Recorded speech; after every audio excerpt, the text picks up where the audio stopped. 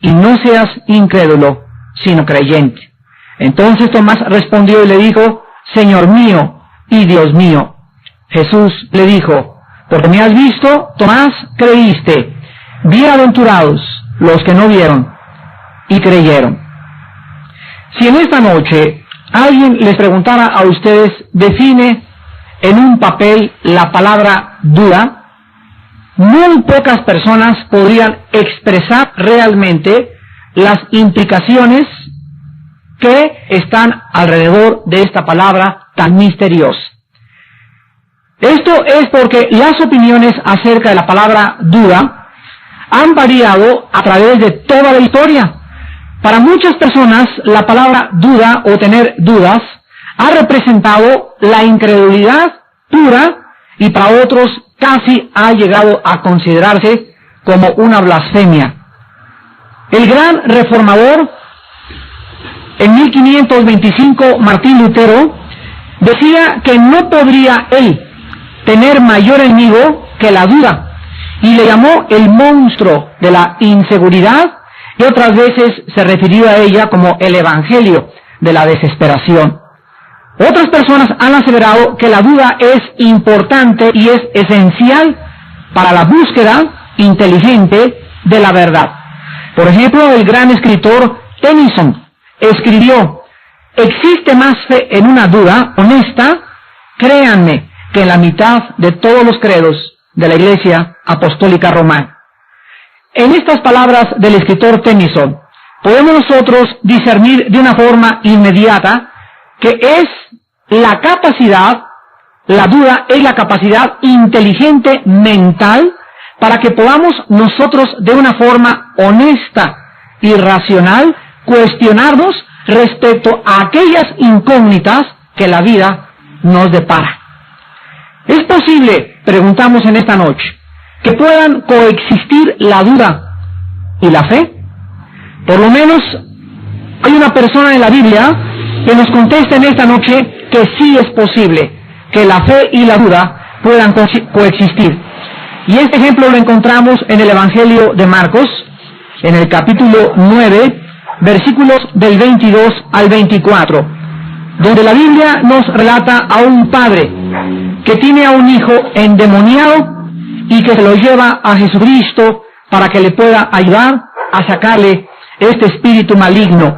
Dice Marcos 9, 22 al 24, y muchas veces le echaba en el fuego y en el agua para matarle, pero si puedes hacer algo, ten misericordia de nosotros y ayúdanos. Vean ustedes la profundidad de la pregunta y de la ayuda que este hombre le está haciendo a Jesús. Si puedes hacer algo, ten misericordia de nosotros y ayúdanos. Jesús le dijo, si puedes creer, al que cree, todo le es posible. E inmediatamente el padre del muchacho clamó y dijo, creo, ayuda mi incredulidad. Aquí encontramos pues en estos versículos una expresión honesta de fe y de duda al mismo tiempo. El padre no tenía absolutamente más que decir. Desde que el demonio había venido sobre su hijo se convulsionaba y arrojaba espuma por la boca como un animal común y corriente. Sus amigos de este hombre posiblemente le abandonaron, otros huían despavoridos cuando veían a este muchacho ser azotado en contra del suelo por los demonios que tenía dentro, y todas las personas a su alrededor estaban en contra de este hombre. Y es precisamente bajo esta tormenta que este hombre estaba atravesando que se acercó a Jesús a pedirle que le ayudara en su incredulidad. Este hombre no había sido nunca discipulado y su fe fue desarrollada conforme él iba viendo que su hijo se azotaba contra el fuego y otras veces el demonio le arrojaba al suelo.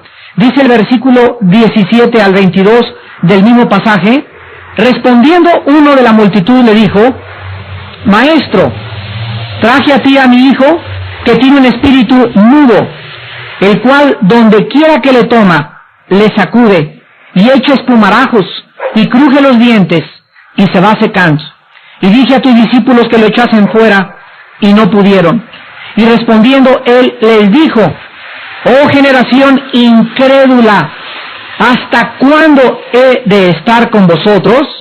¿Hasta cuándo os he de soportar? Tráiganmelo. Y se lo trajeron. Y cuando el espíritu vio a Jesús, sacudió con violencia al muchacho, quien cayendo en tierra se revolcaba echando espumarajos. Jesús preguntó al padre, ¿cuánto tiempo hace que le sucede esto? Y él dijo, desde niño. Y muchas veces le echan el fuego y en el agua para matarle, pero si puedes hacer algo, ten misericordia de nosotros y ayúdanos. Muchas personas desde entonces han expresado los mismos sentimientos a Dios. Señor, quiero creer, ayúdame a creer, ayúdame en mi incredulidad. En esta noche vamos a analizar la vida de un discípulo de Jesucristo llamado Tomás, el Dídimo. La palabra Dídimo significa en el original griego el más pequeño. Este hombre Tomás fue soportado por Jesús y la Biblia nos hace asombrosas revelaciones acerca de Tomás, porque muchos de nosotros le podríamos calificar en este momento como el peor de los discípulos, o el discípulo que nunca le creyó a Jesús. Sin embargo, la Biblia en esa noche, vuelvo a repetir, nos va a hacer asombrosas revelaciones de Tomás, y vamos a ver que era un hombre de valor, era un hombre que era honesto en sus cuestionamientos hacia las incógnitas e interrogantes que sucedían a su alrededor, y además era un hombre que quería seguir muy de cerca al Señor Jesucristo. En esta noche vamos a ver también que es importante que podamos diferenciar entre las dudas que nos asaltan creadas por Satanás y las dudas que es la capacidad que Dios nos ha dado legítimamente para poder encontrar la verdad. La duda viene a nosotros, los cristianos, escuchen muy bien, cuando alcanzamos o cuando llegamos a los límites de nuestro entendimiento o cuando enfrentamos alguna calamidad inesperada. Otras veces también surge cuando oramos por algo y ocurre exactamente lo contrario. Cuando alguien se aleja del Señor y vemos que estaba en la iglesia y se aleja del camino de la verdad, también es el momento en que nos entran dudas.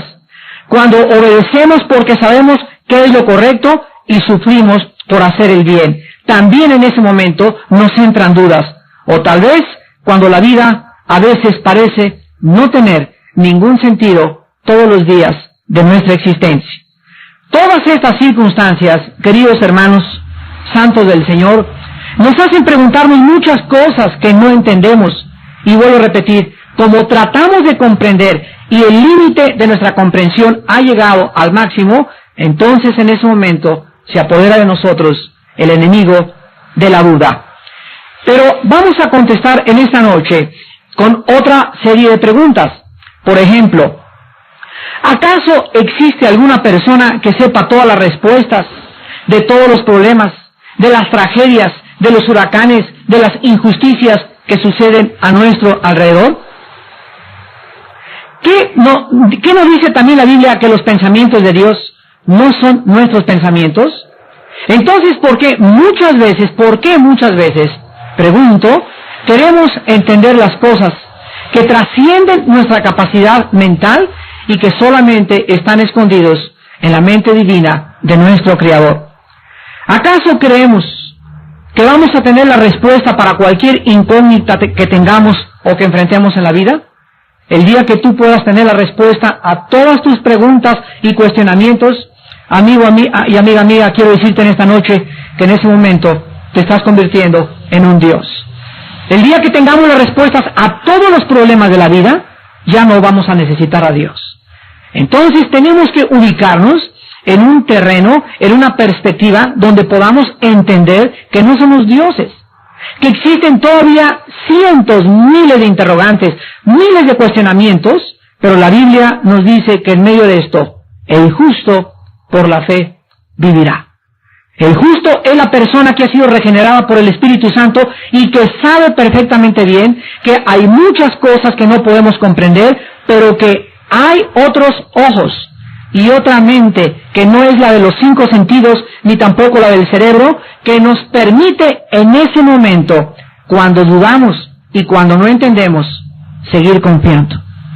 La Biblia dice en uno de los salmos: en el día que temo, en ti confío. Y aquí está precisamente la energía y la fuerza de la fe. Poder energetizar esta fe nuestra que el Espíritu Santo ha puesto en nuestro corazón, y en el momento en que no entendemos lo que está pasando, seguir confiando en Dios. Esta capacidad solamente le es dada a los hijos de Dios. Si tú no eres cristiano, si tú no eres salvo, cuando te enfrentes a una calamidad o a un problema en la vida, te vas a retirar de Dios, te vas a alejar de la verdad, te vas a enfriar, te vas a amargar y te vas a resentir, porque no entendiste lo que te pasó, porque nadie te dio una respuesta y porque en ese momento la confusión se apoderó de tu corazón. El justo por la fe vivirá. El justo seguirá confiando en Dios, y el justo encontrará que por haber confiado en Dios y haber puesto en Él su confianza, Dios le mostrará la respuesta. Dios le levantará, y Dios entonces también le dará lo que dice uno de los salmos: miren cuán grande es la bondad que Dios ha reservado para aquellos que le temen y guardan todos sus mandamientos. La duda entonces no es mala. Malo es quedarnos con la duda. La duda es la capacidad que Dios nos ha dado en nuestra mente para que continuemos investigando la verdad. Vuelvo a repetir, malo es quedarte con la duda. Por eso aquí cada noche o cada jueves tenemos un tiempo de preguntas y respuestas, porque es el tiempo en el que todas tus dudas, a la luz de la Biblia y con la capacidad limitada que Dios nos ha dado, les podemos ayudar. Pero hay tantos hermanos que llega el momento de las preguntas y respuestas y no tienen preguntas, no tienen cuestionamientos. Parecería como si durante toda la semana no han leído la Biblia, porque nunca hacen pregunta, ni tampoco tienen cuestionamientos, porque realmente no están viviendo en la palabra de Dios. El Señor Jesús tuvo un discípulo que constantemente dudó de muchas cosas, y en esta lección vamos a aprender lecciones profundas acerca de dudar. Vamos a analizar en primer lugar en esta noche el problema que tenía el discípulo de Cristo llamado Tomás. Tomás era un discípulo, fíjense ustedes, Tomás era un discípulo que le gustaba pensar mucho. Las personas que tienen muchas dudas es porque son personas que piensan mucho. Una persona que no hace preguntas, que nunca tiene cuestionamientos, es una persona, vuelvo a repetir, que no piensa mucho. Pero la persona que piensa mucho, que medita mucho y que estudia mucho la palabra de Dios, tiene que tener en la misma proporción la misma cantidad de dudas.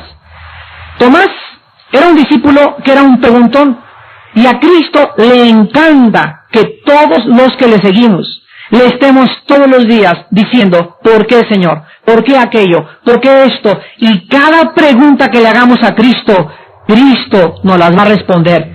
Si no necesariamente en esta noche o mañana o pasado, como tú has querido conocer la verdad, la Biblia dice: bienaventurados los que tienen hambre y sed de justicia, porque ellos, no nadie más, solo los que tienen hambre y los que le están diciendo al Señor: tengo sed de ti, te quiero conocer más, ellos serán saciados. Este hombre llamado Tomás constantemente le hacía preguntas a Jesús, porque estaba luchando por encontrar la verdad de todas las cosas. Actualmente los estudiantes en la clase que le dicen al maestro: ¿y por qué esto? ¿Y por qué aquello? ¿Y por qué aquello? Muchas veces se convierten en el objeto de la risa y de la burla y el menosprecio de todos sus compañeros.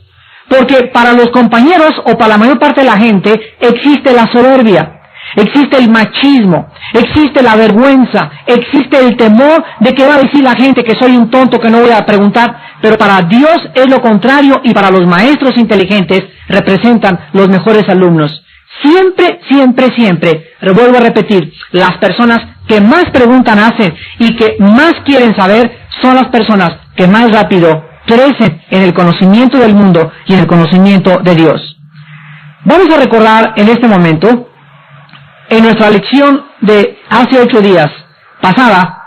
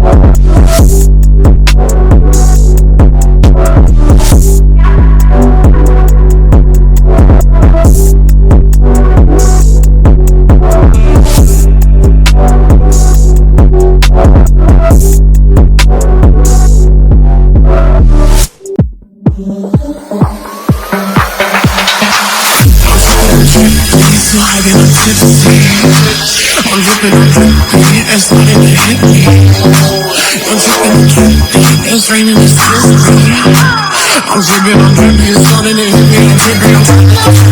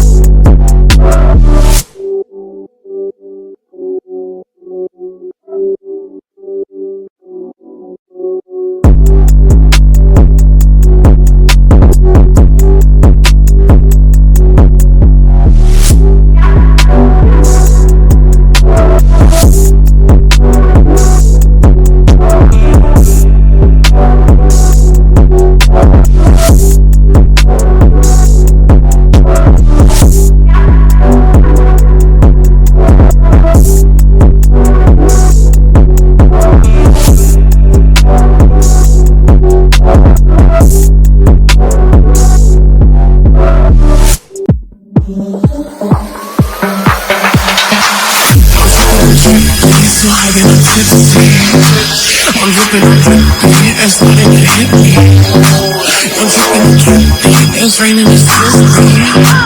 I'm dripping, it's flooding, it hit me, I'm dripping, I'm dripping.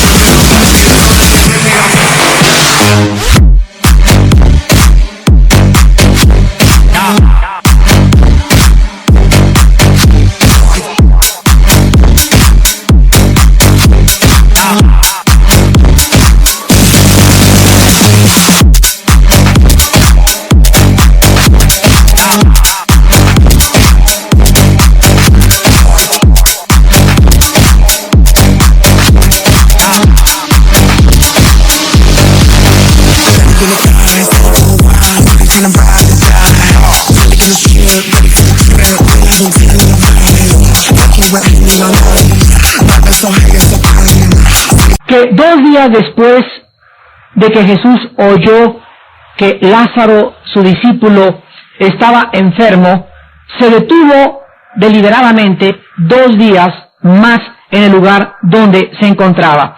Vamos a ver en Juan 11, versículo 17, qué fue lo que le dijo a sus discípulos en este momento para comenzar a analizar brevemente la vida de Tomás. Dice Juan 11, 17. Vino pues Jesús y halló que hacía ya 4 días que Lázaro estaba en el sepulcro. Versículo 17. Y en el versículo 7 les dijo a los discípulos, vamos a Judea otra vez. Ustedes saben que Judea era una región inhóspita. Ahí se encontraba Jerusalén. Y los 12 apóstoles sabían que este viaje era peligroso e inmediatamente trataron de disuadir a Cristo. Dice el versículo 8 que le dijeron los discípulos, Rabí, ahora procuraban los judíos apedrearte y otra vez vas allá. En otras palabras, ¿estás loco? ¿Cómo quieres tú llevarnos a Judea? ¿No sabes que ahí es donde más gana nos trae y donde la gente nos puede apedrear y nos puede matar? Y fue en este momento que Tomás reveló algo de su carácter. Versículo 16. Dijo entonces Tomás, llamado Dídimo, a sus condiscípulos, vamos también nosotros para que muramos con él. ¿Dijo esto Tomás? ¿Era Tomás el que estaba hablando? La respuesta es sí, sí lo dijo. Y aquí Tomás nos revela que era un hombre de gran valor. Era un hombre que no tenía temores de morir por Cristo. Comencemos a analizar la mente de Tomás. Era un muchacho que no tenía miedo de seguir a Cristo. Era un preguntón de primera. Era un hombre que constantemente era asediado por dudas, por cuestionamientos, por interrogantes, pero ninguna de estas cosas fue criticada por el Señor Jesucristo. Todos los 11 discípulos tuvieron miedo de ir a Judea con Cristo, pero solamente Tomás le dijo a los demás, vamos, y no importa que muramos con Cristo en esa región geográfica. Otro incidente de la vida de Tomás en su lucha por la fe y la duda se nos revela en la última cena, en los capítulos 13 y 14 del Evangelio de Juan. Ahí estaban todos los 12 apóstoles cenando con Jesucristo. Todos estaban expectantes por ver qué cosa iba a acontecer. Todos estaban acabando de digerir la cena. Estaban comenzando a tomar el vino y lo que estaban cenando, cuando en medio de un silencio sepulcral, el Señor Jesús les dice, uno de ustedes me va a entregar. Uno de ustedes es un traidor. Uno de ustedes nunca fue salvo. Uno de ustedes ha sido un hipócrita durante estos últimos 3 años y medio. Uno de ustedes jamás ha sido cambiado y su nombre nunca estuvo escrito en el libro de la vida. En ese momento todos comienzan a ser desconcertados porque además de esta acusación que Cristo les comenzaba a hacer, Cristo en el capítulo 14 de Juan comienza a usar un lenguaje que los discípulos tampoco conocían. Y dice el versículo 1 de Juan 14, no se turbe vuestro corazón, creéis en Dios, creéis también en mí. En la casa de mi Padre muchas moradas hay. Si así no fuera, yo os lo hubiera dicho, voy pues a preparar lugar para ustedes. Y si me fuere y os preparare el lugar, vendré otra vez, y los tomaré a mí mismo, para que de donde yo estoy, vosotros también estéis. Y sabéis a dónde voy, y sabéis el camino. Ustedes se imaginan en el corazón y en los zapatos de estos discípulos oír a Cristo mencionar que ya se iba. Imagínate a Juan preguntándole a Pedro, ¿qué, a dónde se va? ¿A Tasco o se va a Cuautla? ¿Cuándo va a regresar? ¿Cómo que en la casa de su padre hay muchas casas? Nunca hemos visto al Padre, nunca hemos visto las casas, siempre hemos dormido en el suelo, debajo de los árboles, a la intemperie, donde nos agarre la noche. ¿De qué está hablando Cristo? ¿Qué cosa nos quiere decir? Pero a través de todas estas dudas, mis hermanos, ninguno de los discípulos le cuestionó más que Tomás. Dice el versículo 5, otra vez Tomás es el único que se atreve y tiene el valor de decir, no entiendo lo que estás diciendo. Señor, no sabemos a dónde vas, ¿cómo pues podemos saber el camino?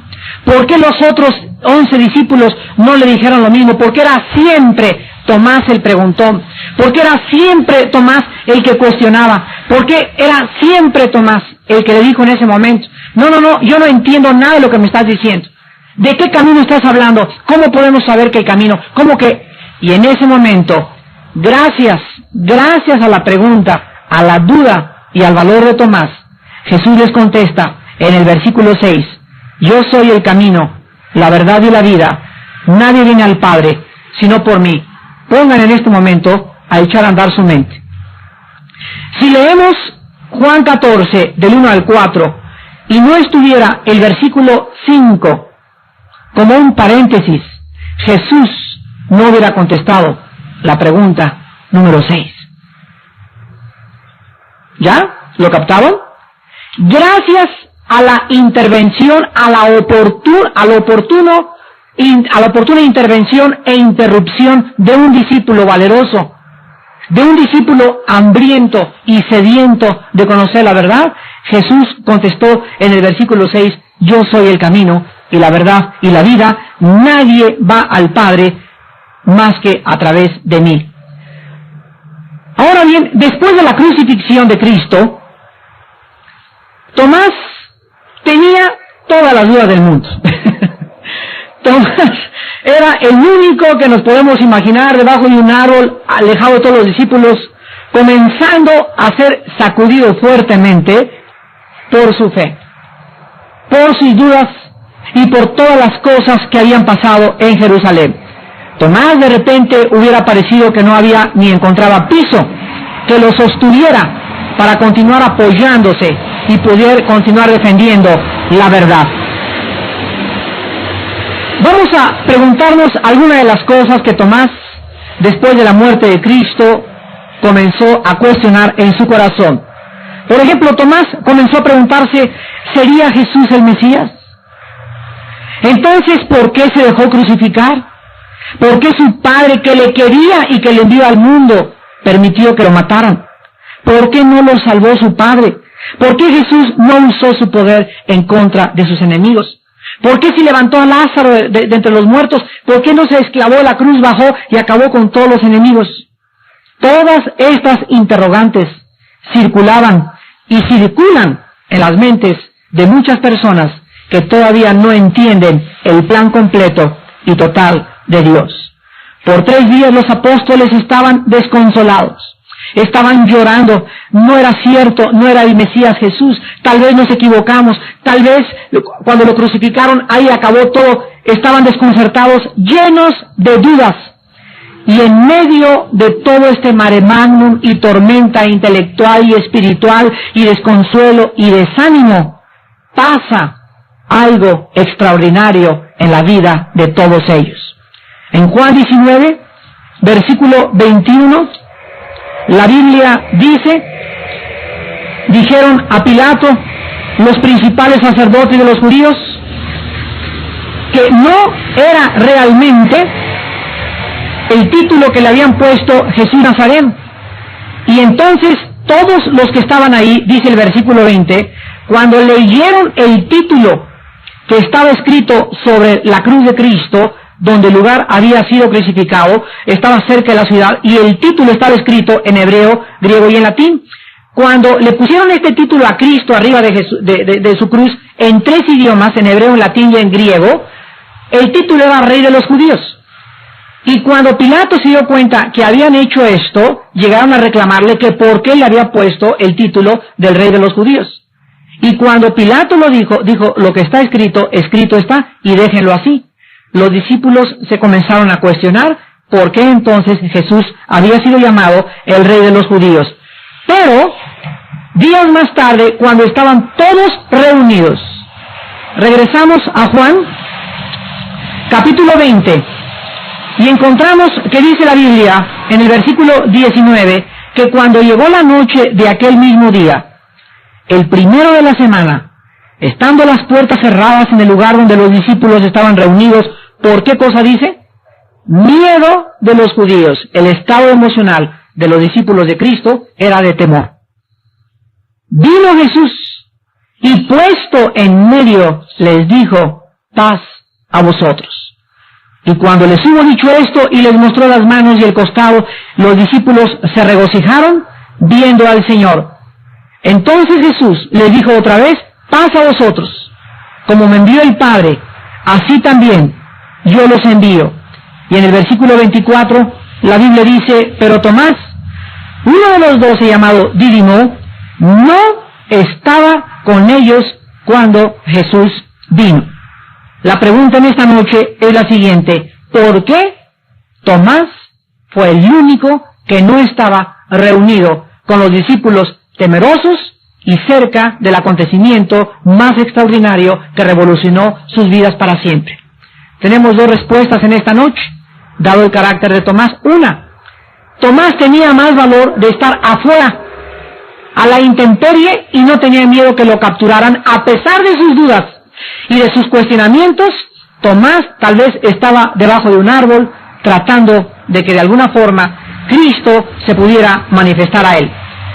Sin embargo, cuando los discípulos se acercaron a Tomás y le dijeron que habían encontrado al Maestro, que habían encontrado, dice el versículo 25, le dijeron los otros discípulos, al Señor hemos visto, Tomás les contestó, si no viera en sus manos la señal de los clavos, y metiera mi dedo en el lugar de los clavos, y metiera mi mano en su costado, ¿qué dijo Tomás? No voy a creer.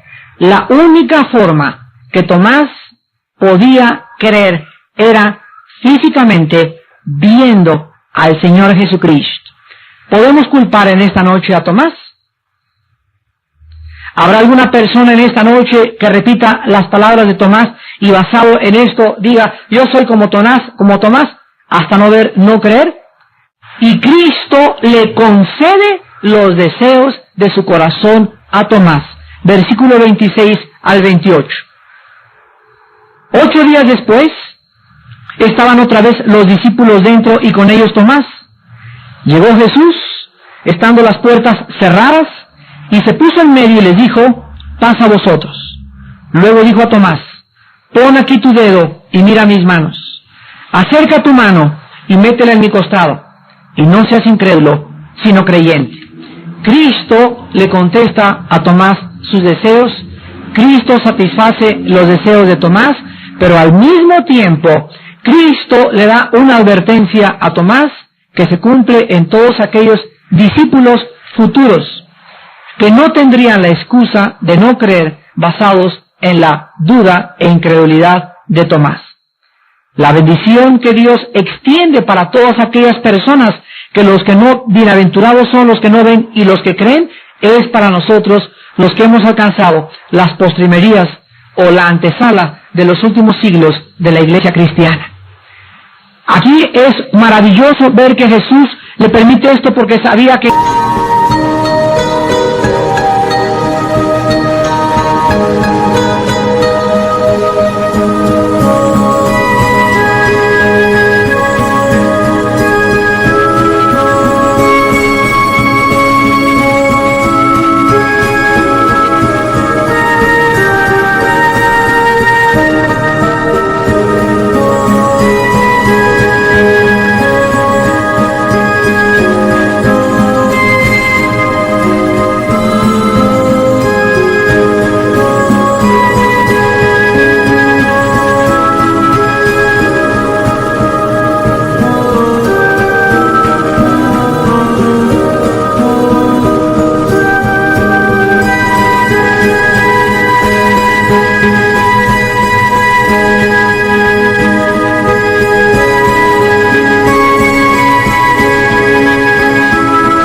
Tomás era un muchacho honesto, sincero. Cristo conocía el corazón profundo de Tomás, sabía que era un hombre que realmente buscaba la verdad y que cuando la encontrara, Jesús sabía que Tomás seguiría esa verdad. ¿Cuál es la diferencia de muchos de ustedes en esta noche? Hay muchos de ustedes que aun cuando Dios les concediera, escuchen esto, aun cuando Dios les concediera ver un milagro, ni siquiera con ese milagro podrían creer. Hay personas que han dicho, bueno, como ese gobernador Carrillo Canaval de Tabasco, que hace muchos años llegó y arrastró a todos los cristianos del estado de Tabasco, llegó a Villahermosa y tomó a un muchacho joven en el caballo, lo arrastró por todos lados y llegó a una iglesia evangélica y se paró enfrente de todos y les dijo, yo les reto a que si Dios existe, en un minuto me caiga un rayo y me parta la mitad. Si Dios es mucho más grande que yo, que me parta un rayo. Y tomó un reloj y comenzó a contar 60 segundos. Al llegar los 60 segundos, no cayó el rayo, ni tampoco Dios le destruyó. Y en ese momento le gritó a todos los cristianos, ¿ya ven cómo yo soy más poderoso de Dios? Y una viejita cristiana, evangélica, con mucho valor, se acercó al caballo de este exgobernador de Tabasco y le dijo estas palabras.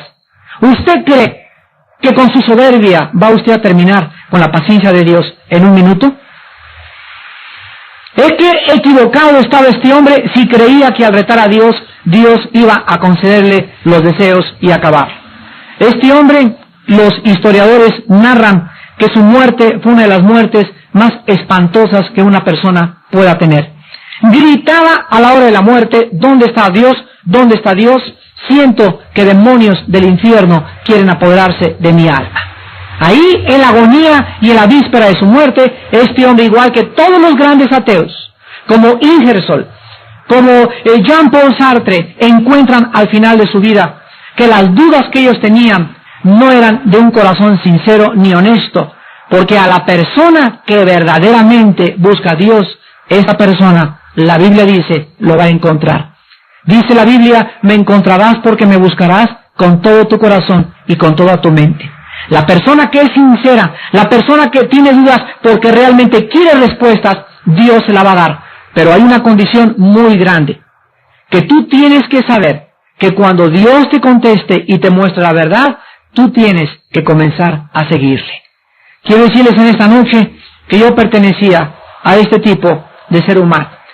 Toda mi vida busqué preguntas, toda mi vida busqué cuestionamientos, por eso me metí a la genética, a la filosofía, a la psicología, a Marx, al budismo zen, a la escatología, al control mental, con los gurús, con Hare Krishna, con Mahatma Gandhi, buscando la verdad. Y cuando encontré la verdad y vi la luz, como dijo el apóstol Pablo, no fui rebelde a la visión celestial.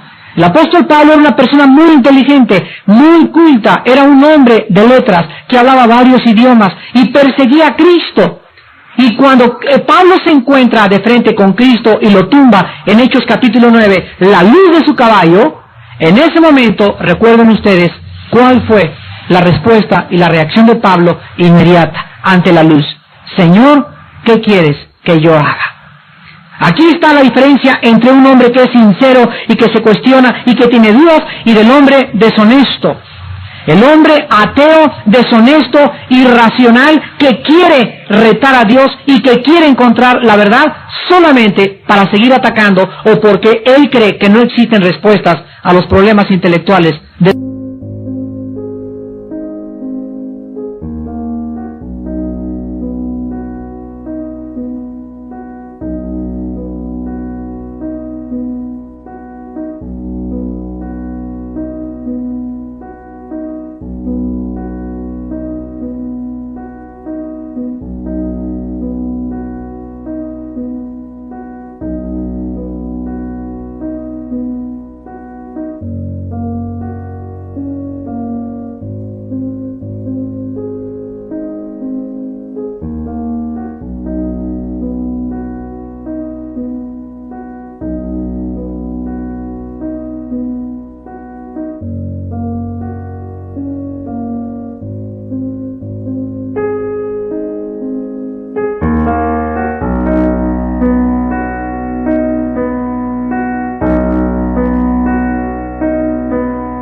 su corazón. Tomás pertenecía al discípulo, a la persona que busca a Dios, que tiene dudas de Dios, pero en su corazón era muy honesto porque él quería encontrar a Dios y al mismo tiempo obedecer y seguir el camino una vez que Dios se lo revelara. Dios se lo reveló porque dice el versículo 28 que cuando él puso su mano en su costado y en las manos de Cristo, la respuesta de Tomás fue doble. En primer lugar, le dice a Cristo, Señor mío. La palabra Señor es la palabra griega kurios, que significa mi amo absoluto. ¿Estarías tú en esta noche dispuesto, si tuvieras alguna duda respecto a Dios o a la Biblia, y esta duda fuera despejada y se te entregara la respuesta, te inclinarías después de esto y le dirías a Dios, mi Señor, y lo harías a Cristo, tu amo absoluto? Y en segundo lugar, ¿reconocerías tú en esta noche, si tus dudas fueran respondidas, que Cristo no solamente fue un gran hombre, sino que como Tomás le llamó y le dijo, Dios? Y en esta noche, esta es la respuesta de las personas honestas y sinceras. Mi Señor, en esta noche te entrego mi corazón. En esta noche tú vas a ser el único amo que yo tenga. La única luz, la única guía que mi corazón y mi alma puedan seguir. Porque tú no fuiste un simple hombre, ni un grande intelectual, ni un grande iluminado. La Biblia dice que Tomás le llamó Dios. La secta famosa de los testigos de Jehová harían muy bien en comprender y en analizar esta verdad. ¿Por qué Tomás le llamó Dios a Cristo? Y Cristo no le dijo, no, yo no soy Dios. Cristo aceptó los dos términos, kurios, teos, Señor, Dios. Jesús le contesta y le dice, porque me has visto, Tomás, creíste, dichosos o felices o bienaventurados, que es lo mismo, los que no vieron y creyeron. Dios en esta noche nos extiende una bendición a todos los que en el futuro, escuchen muy bien, serían sanados de sus dudas por causa de poder tocar sus heridas con las manos de la fe. Hoy no necesitamos ver a Cristo para poder creer en Él, porque la Biblia dice que si tú crees que Él murió y pagó por ti en la cruz, en ese momento, cuando tú pones tu creencia, tu fe en acción, Dios va a hacer algo en el mundo espiritual. Va a enviar en esta misma noche a tu corazón el Espíritu Santo. Y cuando el Espíritu Santo entre a tu corazón, Él te dará testimonio de que Jesús es el Señor y Dios en la carne. Ahora no vas a tener que verlo, dice Primera de Pedro, que le amamos sin haberle visto. Y seguimos a un hombre que nunca hemos visto. Yo nunca he visto a Cristo, ni tú tampoco, sin embargo le amamos. Sabemos que está cerca de nosotros, he sentido su consuelo, su misericordia, su fidelidad, su dirección. ¿Cómo podemos experimentar sin los 5 sentidos? Porque están los sentidos de la fe, los sentidos del Espíritu, los cuales son energetizados por el poder del Espíritu Santo. A nosotros, los que hemos creído sin ver, Dios nos concede la bendición de tener dentro de nuestro corazón al Espíritu Santo, quien nos da testimonio de Jesús y de todas las cosas que Él enseñó. ¿No quisieras tú en esta noche creer? Si tú no tienes ahorita la fe que necesitas para creer en Dios, escucha, dile a Dios esta noche, ayuda mi incredulidad. Señor, quiero creer en ti, quiero seguirte, quiero amarte, quiero servirte, ayúdame. Ayúdame, porque si tú intervienes en mi vida, yo te prometo, así dile, yo te prometo, que si tú intervienes en mi vida y me quitas estas vendas y estas telarañas y estas dudas que yo tengo, yo te voy a servir. Dios está viendo tu corazón y a Él no le puedes engañar. Pero si existe este corazón en esta noche dentro de ti, Dios se va a manifestar en tu vida. Y tú le conocerás y conocerás la verdad, y la verdad entonces te hará libre. No es malo dudar, malo es que tus dudas sean el resultado de un prejuicio intelectual o filosófico y que te lleven a encerrarte en tu soberbia y a nunca querer ver la luz de Cristo que alumbre tu entendimiento. Les pido en esta noche que inclinemos nuestra cabeza y que aquellas personas que todavía tienen dudas y que no son cristianas, en esta noche Dios tiene el poder de concederte la capacidad y la habilidad de creer en su Hijo Jesucristo. La Biblia dice que el arrepentimiento y la fe es un don de Dios. Es Dios quien da, quien imparte, quien otorga estas capacidades del Espíritu para aquellas personas que tienen un corazón recto para con Él. En esta noche, Tal vez tú seas cristiano y tienes muchas dudas. Y la Biblia dice en esta noche que es normal, que es natural, que esto viene de Dios, para que a través de la investigación y del estudio de tu paciencia, de tu confianza y tu perseverancia, encuentres la verdad. No te detengas, no te desanimes, no quieras tal vez tener la respuesta esta noche. Dios conoce tu corazón. Pregúntale a Él: Señor, contéstame. Estoy confundido, estoy confundida. No entiendo esto en mi vida, no entiendo en aquello que me ha sucedido. Dime, Señor, ¿cuál es tu camino? Muéstrame, Señor, el camino. Yo sé que Jesús es el camino. Señor Jesús, revélate a mi vida. Y en esta noche, invita a Jesucristo a tu corazón. Amigo que nos visitas, amiga que nos visitas, o tal vez tú eres un cristiano que has tenido dudas por muchos años, no han sido respondidas y te has endurecido en contra de Dios. No dejes de seguir buscando a Dios, no dejes de seguir estudiando la Biblia, no dejes que ninguna duda detenga tu crecer y desarrollo en Cristo, porque Él te ha prometido que vas a conocer la verdad tarde o temprano. Y ahí desde tu lugar dile al Señor: mi Señor y mi Dios, ayúdame a creer en ti. Ayuda mi incredulidad, porque quiero decirte que si tú me ayudas, me voy a entregar totalmente. Te voy a servir con todo mi corazón. Y no va a haber nadie más en mi vida más que tú, Señor Jesús, a que consagre todo lo que yo tengo y todo lo que yo soy. Creo que tú eres el Cristo, el Hijo del Dios viviente, que no solamente fuiste un gran personaje de la historia o un gran hombre iluminado, sino que tú, Jesús, fuiste Dios en la carne, que viniste a este mundo a pagar en la cruz la cuenta de mis pecados, que diste tu sangre por mis pecados y que a los 3 días te levantaste entre los muertos. En esta noche te recibo en mi corazón como mi Señor y mi Dios, y te pido que me fortalezcas y me continúes ayudando en mi incredulidad. En el nombre de Jesús. Amén.